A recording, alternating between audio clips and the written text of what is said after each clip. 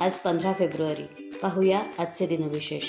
आजच्याच दिवशी 1879 मध्ये अमेरिकेच्या सर्वोच्च न्यायालयात स्त्री वकिलांना खटले लढवण्यास परवानगी मिळाली.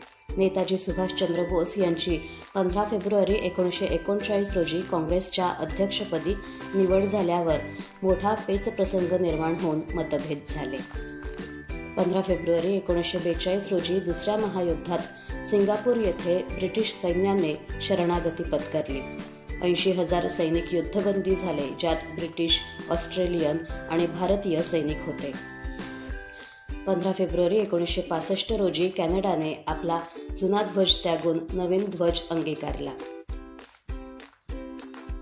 इंग्रजीत लिहिणारे पहिले भारतीय सांस्कृतिक संशोधक आणि इतिहासकार तसेच प्राच्यविद्या संशोधक आणि बंगालच्या एशियाटिक सोसायटीचे पहिले अध्यक्ष राजा राजेंद्रलाल मित्रा यांचा 15 फेब्रुवारी 1824 रोजी जन्म झाला.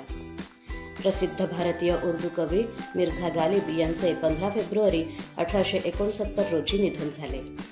ख्यातनाम हिंदी कवयित्री सुभद्रा कुमारी चौहान यांचे 15 फेब्रुवारी 1948 रोजी निधन झाले.